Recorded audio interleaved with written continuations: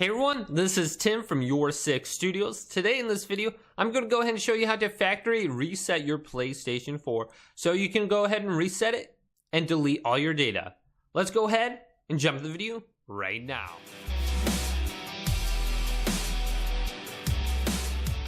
So that is right, if you're going to be factory resetting your PlayStation 4, this will go ahead and delete all the data on it. So if someone goes ahead and buys it, they won't see any of your credit card information or the game purchases or be able to buy stuff in the PlayStation 4 on your account. So the first thing we want to go ahead and do is make sure we have the email address for our account before we go ahead and continue.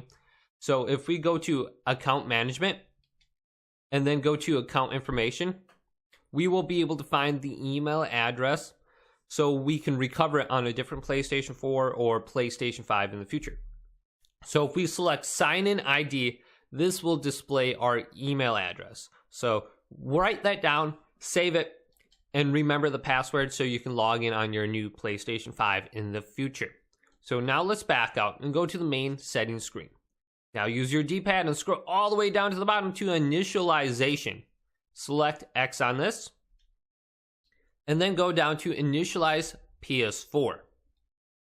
Then you have two options under here. You have quick and full. Now it says for quick, quickly delete data from system storage and initialize the PS4.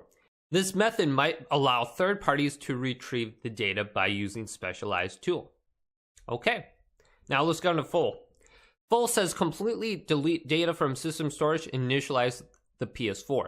This method may take several hours. So I would suggest if you're going to be reselling, go to full.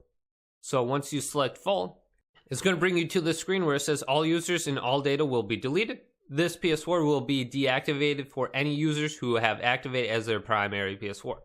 Now go to initialize.